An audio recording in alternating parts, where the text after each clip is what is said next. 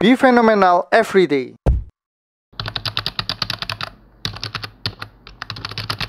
Halo guys, video kali ini saya akan membahas dua emiten teknologi ya yang sama-sama hancur harganya dibandingkan dengan ketika saat IPO. Nah, dua emiten ini adalah Gotoh dan juga Bukalapak.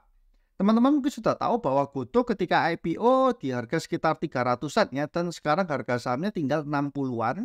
Sedangkan Bukalapak IPO di 850-an, sekarang harganya tinggal 150-an.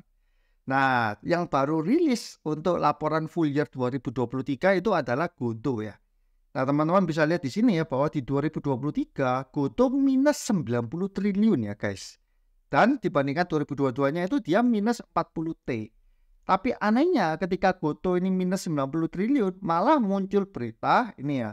JP Morgan borong 787 juta saham Gotoh usai rilis laporan keuangan. Jadi dia ketika laporannya minus, malah JP Morgan borong. Kemudian bahkan juga Gotoh ini mau buyback saham ya, 3,14 triliun. Nah, ini beritanya masih baru ya di 20 Maret 2024. Nah, saya yakin juga teman-teman sudah mengetahui kurang lebihnya bahwa Gotoh sendiri ini minus 90 triliun itu karena penurunan nilai goodwill ya sebesar 78 triliun. Nah, pertanyaannya adalah lebih prefer mana kita untuk posisi saat ini membeli Gotoh ataupun membeli Bukalapak ya. Di sini saya membuat perbandingan antara Gotoh dan juga Bukalapak ya. Metode yang saya gunakan adalah metode yang sangat amat konservatif ya. Jadi teman-teman dalam menganalisa emiten mungkin ada berbagai macam cara ya atau metode, dan saya tidak menggunakan chart sama sekali ya. Di sini saya hanya menggunakan cara yang sangat simpel untuk menentukan sebenarnya lebih prefer mana sih, beli saham Gotoh ataupun beli saham Buka. Walaupun saya pribadi tidak mempunyai kedua-duanya ya. Ini saya menggunakan pertama parameter yang saya gunakan adalah aset lancar ya. Aset lancar di sini kita bahas satu emiten dulu ya, di Gotoh terlebih dahulu. Nah, dari laporan keuangan yang sudah dirilis ini ya, teman-teman bisa melihat semua di sini ada data aset lancar. Ya, yang saya ambil adalah langsung di bagian aset lancarnya itu Gotoh ada di 33 triliun ya. Nah, kemudian yang saya ambil bagian kedua di aset lancar ini kan ada kas, tarakas, ada deposito, ada piutang segala macam. Yang saya buang itu adalah yang biaya dibayar di muka dan juga uang muka. Nah, dua-dua ini akan saya buang terlebih dahulu. Kenapa? Karena uang muka ataupun biaya dibayar di muka ini masih belum tentu bisa jadi cash lagi gitu loh.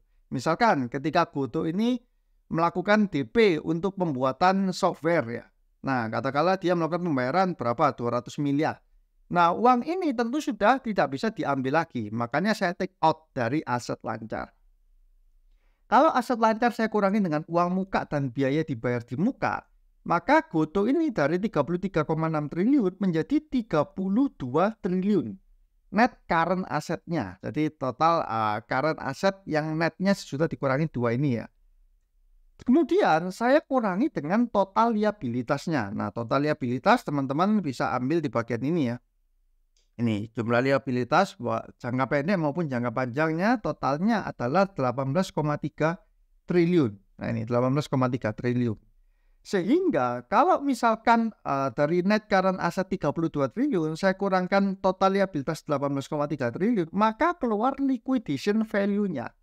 Artinya kalau misalkan Gotoh ini dilikuidasi, dia akan bernilai sisanya adalah 13,6 triliun. Nah, simpelnya seperti itu. Ini jadi saya ambil pendekatan yang sangat konservatif ya. Kalau semua aset lancar, dikurangi uang muka dan biaya dibayar di muka, digunakan untuk melunasi semua liabilitasnya, itu sisanya tinggal 13,6 triliun. Nah, dengan harga market cap saat ini itu dinilai 81,6 triliun. Artinya liquidation ratio Gotoh sendiri itu ada di angka 5,97 kali ya guys. Jadi kalau teman-teman membeli Gotoh di harga sekarang, kemudian Gotoh ini dilikuidasi, teman-teman hanya akan mendapat kurang lebihnya itu 1/6-nya saja dari yang teman-teman investasikan. Nah, ini yang pertama dari GoTo ya, untuk liquidation ratio-nya 5,97 kali. Kemudian bagaimana dengan Buka? Buka ini dia punya aset lancar 23,8 triliun ya. Nah, ini teman-teman bisa lihat juga di ini yang punya Bukalapak ya. Bukalapak di bagian aset lancar di sini. Aset lancarnya 23 triliun itu ternyata didominasi dengan kas dan setara kas yang senilai 19 triliun ya. Jadi dari hasil dana IPO-nya itu masih Bukalapak ini masih menyimpan porsi yang sangat amat banyak ya. Nih masih ada 19 triliun sehingga aset lancarnya 23 triliun. Saya kurangkan dengan uang muka dan biaya dibayar di muka itu totalnya cuma 135 miliar. Artinya net current asetnya ada 23,6 triliun. 23,6 triliun. Nah, di sini artinya dikurangkan dengan total liabilitas ya, sama kayak tadi, total liabilitasnya 842 miliar. Jadi kecil sekali total liabilitas dari Bukalapak. Ini muncullah angka liquidation value-nya sebesar 22,8 triliun ya. 22,8 triliun. Kemudian kalau kita compare dengan market cap-nya yang 15,4 triliun, artinya Bukalapak mempunyai liquidation ratio 0,68 kali. Jadi kalau teman-teman membeli saham Bukalapak, kemudian Bukalapak ini amit-amit pahit bangkrut ya. Dia untuk uang aset lancarnya itu sudah bisa mengcover semua liabilitas, dan di harga ini teman-teman masih akan ada kembalian. Kembalian berapa? Kalau 0,68 ya saya bulatkan lah, berarti 0,7 ya. Artinya masih ada kembalian ditambah 30%. Jadi kalau teman-teman invest 1 M, harusnya likuidasinya itu 1,3 miliar. Nah, simpelnya seperti itu. Kalau GoTo, enggak. Kalau teman-teman invest 1 M, maka yang kembali hanya 1/6 dari 1 miliar. Karena 6 kali liquidation rasionya. Jadi kalau kita melihat secara faktor resiko, berinvestasi di GoTo ini jauh lebih besar resikonya daripada kalau teman-teman membeli saham Bukalapak, di mana aset lancarnya itu sangat banyak dan berupa aset liquid ya, kas dan setara kas. Nah, ini kalau kita lihat dari asetnya. Kita lihat yang kedua parameternya itu dari revenue-nya ya. Revenue GoTo ini dari tahun 2020 dia ke 3,3 triliun, kemudian naik 4,5 triliun, kemudian naik 11 triliun, dan terakhir 14 triliun. Nah, CAGR-nya ini sangat tinggi ya, dia mencapai 64,4%. Jadi ini CAGR yang sangat tinggi. Kemudian kalau kita lihat di Bukalapak dari 1,3 triliun, 1,8, 3,6 triliun sampai 4,4 triliun. Yang 2023 ini karena masih belum full year, masih Q3, jadi saya setahunkan ya 4,4 triliun. Maka CAGR-nya juga tinggi, termasuk tinggi di angka 48,7%. Jadi kalau kita lihat secara CAGR memang lebih menang si GoTo ya. Nah, terus pertanyaannya, kalau misalkan disuruh memilih ya antara GoTo ataupun Buka dengan data yang seperti ini, nah tentu saja kalau saya pribadi lebih memilih untuk membeli saham Bukalapak ya. Kenapa? Karena jauh lebih aman secara perusahaannya dibandingkan GoTo. Walaupun GoTo ini sebenarnya juga secara growth-nya juga cukup tinggi ya, dan kita tahu bahwa labanya itu tergerus karena ada goodwill-nya.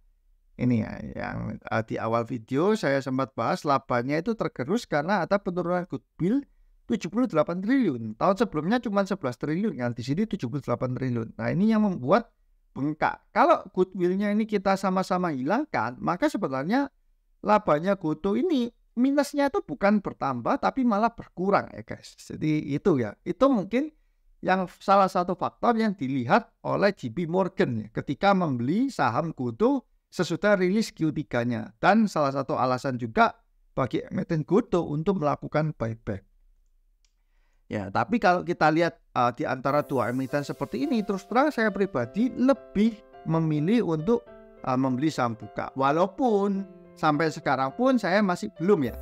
Saya masih belum membeli saham Buka. Kenapa kok nggak beli saham Bukalapak? Karena saya terus terang kurang suka dengan industrinya ya. Industrinya di mana ini industri yang mencetak labanya itu agak susah gitu. Karena ya itu teman-teman tahu lah, di bidang teknologi itu ada namanya bakar-bakar duit ya. Bakar duitnya itu juga sangat tinggi.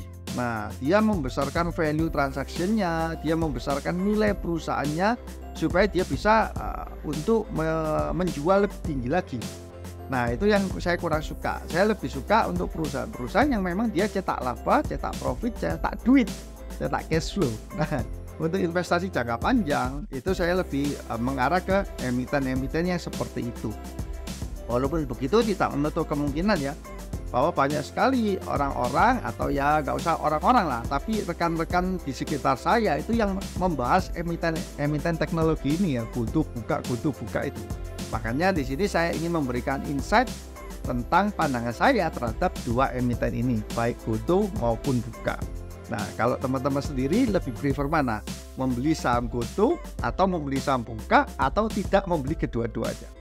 Oke guys, cukup sekian ya untuk video kali ini. Semoga dapat bermanfaat untuk teman-teman semua. Saya doakan semoga teman-teman sehat selalu, semakin sukses dan cuan selalu. See you guys.